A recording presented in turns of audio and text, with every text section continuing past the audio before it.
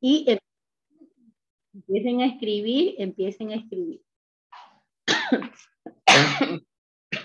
Página 169 del texto. Ok.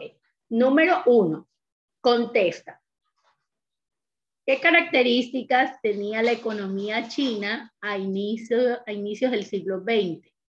¿En qué contrasta con la economía del mundo occidental en aquella época? Occidental son la parte de Europa, bueno, específicamente occidental somos Estados Unidos, América, bueno, etc. Ahora, dice, ¿cuál era la diferencia que existía entre la parte oriental, la parte de allá donde estaba China, Asia, y nosotros los occidentales, como nos llaman ellos? Bueno, número 1, China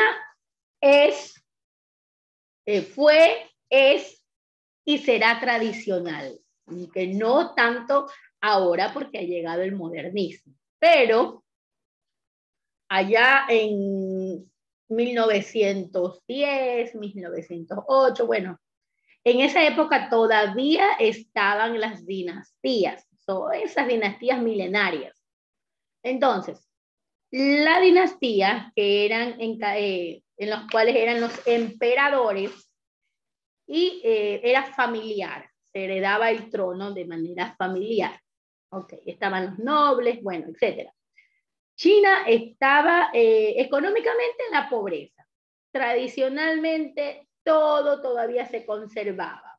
La parte del campo era lo más importante, la población más del 80% era más, 90% de la población era campesina, arraigada de sus tradiciones y sus costumbres. En la parte moderna, China se había quedado rezagada a los países occidentales o aún países vecinos. Entonces, cuando llega el último emperador, que es Puyin, ¿verdad? Sabemos que fue ya el último, ya lo sacaron, ya no los querían en el poder a la dinastía, y asume el poder Sun Yat-sen, ¿verdad? Y este hombre permite que el modernismo empiece a llegar a China.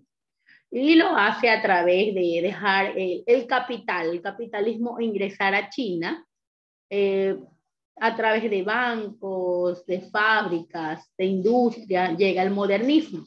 Esa es la verdad. Recién en el siglo XX, China empieza a oler a modernismo. Y se dan reformas económicas, entraron los capitalistas, pero eso no significa que la economía mejoró en un 100%. Mejoró algo, pero las riquezas comenzaron a acumularse a favor de estos inversionistas capitalistas y de las potencias que habían ingresado también para llevar su dinerito. Bueno, se cansaron también de esto y aparece a la palestra el conocido Mao. ¿Por qué? Porque ellos no querían que sigan los capitalistas, bueno, más que los capitalistas, los europeos que habían ingresado. Ahí viene el problema del opio, ¿verdad? Que las potencias querían, que estaban en China. Como habían ingresado el capitalismo, estaba pasando lo mismo que en América. Arrendaban tierras, las personas de China tenían que trabajarlos, los beneficiados eran los extranjeros, así que Mao, parte de los obreros y también del campesinado, empieza la Revolución China. Los dos partidos políticos, el Partido Nacionalista y ahora el Partido Comunista a la cabeza Mao, trayendo la ideología de la Unión Soviética. Ok, y empezamos. Literal B. ¿En qué momento de la historia la Revolución China de Mao se convierte en un modelo a seguir para el mundo y América Latina? ¿Por qué Mao? Yo les decía, chicos, que aún la vestimenta de Mao se puso de moda en los trajes que él utilizaba. ¿Por qué el modelo de Mao? Hubieron países que quisieron ir por esa línea. Sabemos que es el comunismo, pero ¿por qué países en el mundo, por ejemplo, podemos hablar de Corea del Norte, vecino también, quiso tomar el modelo de Mao? Y países en América Latina, como Cuba, también quisieron seguir el modelo comunista. ¿Por qué quisieron seguir ese modelo comunista y no el capitalista? Nicole Herrera. ¿Por qué les llamó la atención este tipo o modelo económico político? ¿Por qué les llamó la atención y dijeron, nosotros también queremos ese modelo a seguir? Y recuerde que es la Unión Soviética la que estaba ahí a la cabeza del comunismo. Luego China. ¿Por qué quisieron imitar este modelo algunos países?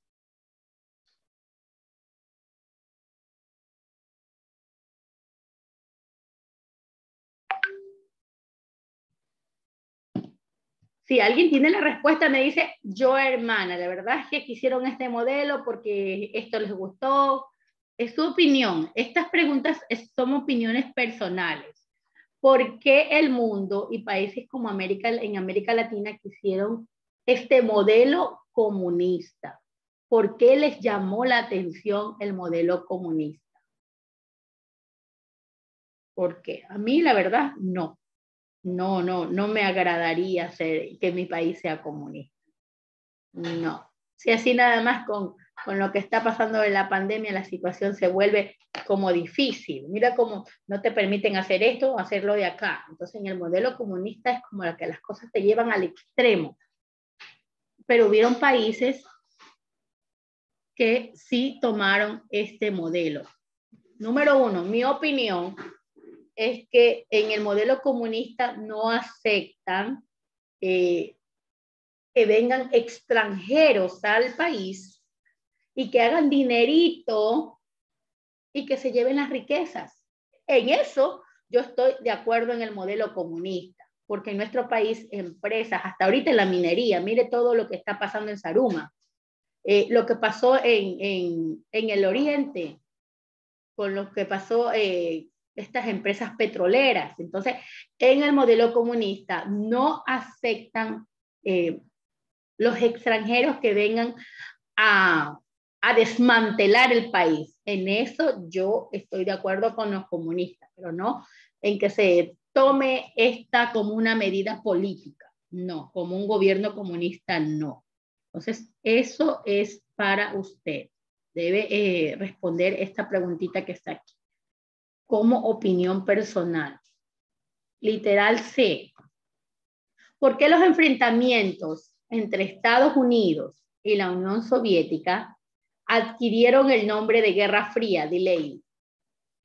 ¿Por qué los enfrentamientos entre Estados Unidos y la Unión Soviética le pusieron el nombre de Guerra Fría? Yo ya les expliqué por qué se llamaba Guerra Fría. ¿Por qué se llama Guerra Fría?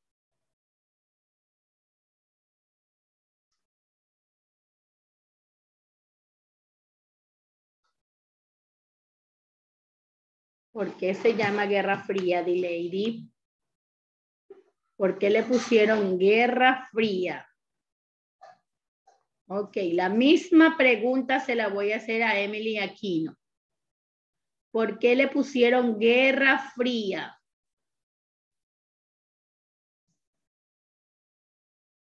Y siga pensando, porque le voy a hacer algunos. A los que están apagadas las cámaras, a ellos les voy a hacer la pregunta. ¿Por qué le pusieron Guerra Fría? Déjenme ir anotando aquí los que van participando. ¿Por qué le pusieron Guerra Fría al enfrentamiento entre Estados Unidos y la Unión Soviética después de la Segunda Guerra Mundial? Bonnie, ¿por qué le pusieron Guerra Fría al enfrentamiento entre Estados Unidos y la Unión Soviética? No sé, hermana. No te entendí nada. Elizabeth, ¿por qué le pusieron Guerra Fría? Buenos días, hermana. Fría. Porque nunca se enfrentaron directamente, Muy bien.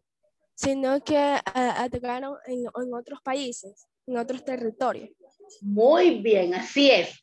Se llenaron de armamento, que ya se van a pelear, que el uno hace una bomba atómica, que el otro la mejoraba, pero ellos sí fueron parte de las guerras. Número 1, de Vietnam, de la guerra interna de Revolución China, de la guerra en Corea. Entonces, ellos, es que ellos dicen, no, que nosotros no estamos haciendo nada, pero sí, ellos estaban y fueron los actores principales para que se dieran estas guerras civiles. El uno que quiere ser comunista, no, que el otro capitalista. Entonces, por eso le llamaron Guerra Fría. ¿Por cuántos años duró esto? Por 40 años, en los cuales no sabían en qué momento los dos empezaban una tercera guerra mundial. Ambos bloques participaban en los movimientos políticos mundiales, sí, porque cada uno de ellos, por ejemplo, cuando era Vietnam, se dividió Vietnam del norte y del sur, el lado del capitalista, Estados Unidos lo apoyaba, del lado del comunista, la Unión Soviética los apoyaba. Entonces sí, con armamento, con dinero, también los apoyaban en sus guerras civiles, porque uno de los dos querían ser los ganadores y tomar el territorio en su totalidad, o capitalistas o comunistas. Terminamos la 169 y nos vamos a la 174. Vámonos a la página 174. Y esta pregunta se la voy a hacer a Milena. Milena, hemos hablado de descolonización, que es expulsar a los colonizadores, es decir, a las potencias mundiales de las colonias en África, en Asia y en América. Menciona cuáles fueron los países que decidieron sacar a los colonizadores de sus tierras. Mencióname un país. En esta semana hemos visto de esos países que les dijeron fuera a los colonizadores. Un solo país menciona.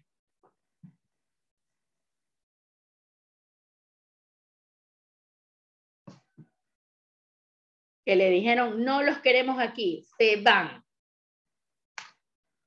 Un país. India. India, muy bien. Así es, India. Entonces, pueden haber más países. Vamos a seguir nombrándolos. Justin Morales, nómbrame otro país. Ya Milena dijo India. Otro país que le dijo a los colonizadores, no los queremos aquí, se van. Hasta ayer hablamos de él y había un líder allí.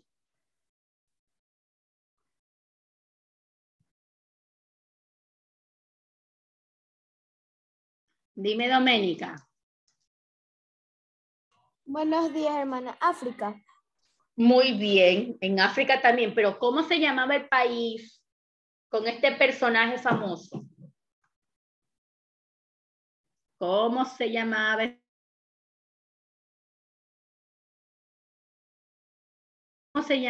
¿Cómo se llamaba ese país con ese personaje famoso que vimos ayer? Tiene África, sí, pero al final tiene África. A ver, Elizabeth, ¿te acuerdas del país? No, hermana, todavía no me acuerdo. Sudáfrica. Sudáfrica. Y ese personaje es Nelson Mandela, que les dijo también a través de las luchas, que tuvo 25 años preso, pero los pudo sacar a ellos. Ya, vamos. Número 2. ¿Qué imperio fue el que dominó la India? Esta era potencia mundial. ¿Qué imperio fue el que dominó la India y que los sacaron? Dylan Morán. ¿Qué imperio fue el que dominaba India?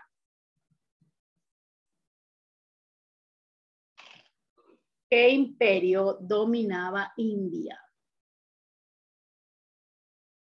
Ese es bien famoso, le encantaba andar colonizando. Esa era potencia mundial. ¿Qué imperio dominaba la India? Gran Bretaña. Muy bien, Gran Bretaña, los ingleses. Esos estaban allí. ¿Cómo fue el proceso de descolonización? Es decir, ¿cómo fue el proceso que se llevó para expulsar a los ingleses de la India? Y aquí aparece a la palestra un personaje que era Gandhi, ¿verdad? Gandhi fue el personaje principal en lo que es la India. Orellana, en el proceso de expulsar a los colonizadores en la India, ¿cómo fue? ¿Fue violento, sangriento o fue por medio de la paz, del diálogo? ¿Cómo se llevó este proceso de descolonización de los ingleses, sacarlos de la India? Orellana.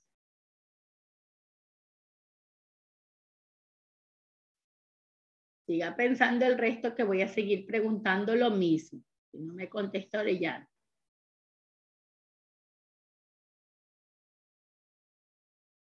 Ok, continuamos.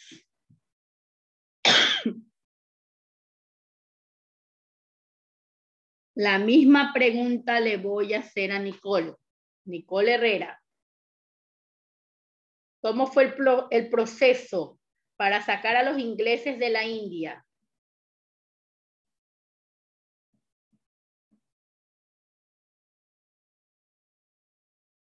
¿Qué pasó allí? ¿Fue violento? ¿Fue de manera pacífica?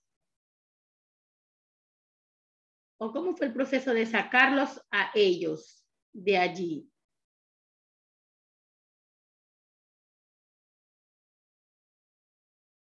Ok, estoy haciendo preguntas nuevamente. Emily Aquino. La misma pregunta para usted.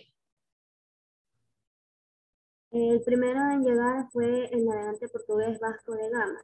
Hija, escúcheme. Yo le estoy preguntando cómo sacaron a los ingleses de la India. ¿Fue de manera violenta? ¿Salieron a las calles, protestaron, lucharon? ¿O fue de una manera pacífica a través del diálogo? ¿Cómo fue la expulsión de los ingleses de la India?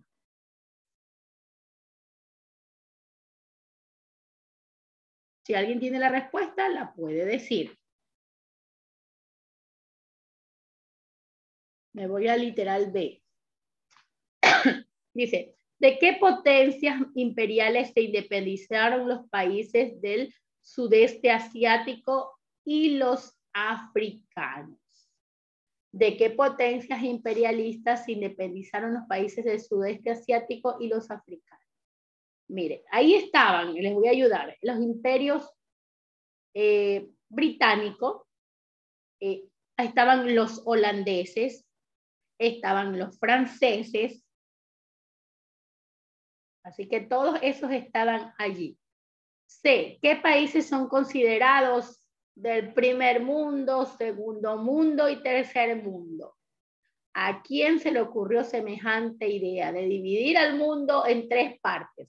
Primer mundo, segundo mundo y tercer mundo. ¿Quiénes integran cada uno de esos mundos? Ok, Belecela. Hermana, tengo la respuesta B. Ya, dime la B. Ya, fue a través del diálogo, ya que en Asia el Imperio Británico dejó que sus colonias se independizaran a través del diálogo y el acuerdo. Muy bien, así es.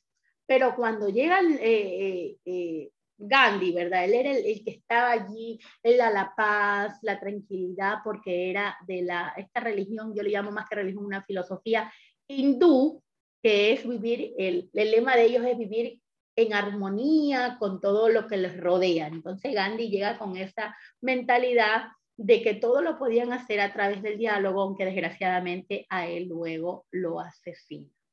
Muy bien, entonces nos vamos a Emily, de los tres países, de los tres mundos, primer mundo, segundo mundo y tercer mundo. En primer mundo estaba Estados Unidos, Alemania Occidental segundo mundo, Unión Soviética, China y tercer mundo, países no aliados y neutrales. Así es. En el tercer mundo, aunque suene bonito, pero en el tercer mundo están los países más pobres, los países que dependen de las potencias o del primer mundo y segundo mundo. ¿A quién se le ocurre semejante idea? Estados Unidos, claro, y la ONU que le acolita todo allí. Ok, estamos divididos en primer mundo, nosotros a la cabeza, Estados Unidos. Segundo mundo, la Unión Soviética, porque los dos, como estaban divididos en los dos bloques, tanto el capitalismo como el comunismo, ahí el tercer mundo, a esos que dependen de nosotros, que son pobres, que no tienen educación, que, bueno, a nosotros, países de América Latina, países también que hay en África y países que hay en Asia, que están sumidos en la pobreza. Entonces, página 175 y la página 175, usted va a hacer ese organizador gráfico, lo va a escribir en su cuadernillo. Página 169 y 174 responde y le envía el día de hoy. Y la página 175 se la dejo para su cuaderno. Hoy tienen todo el día para poder enviar las tareas, chicos. Déjenme salir de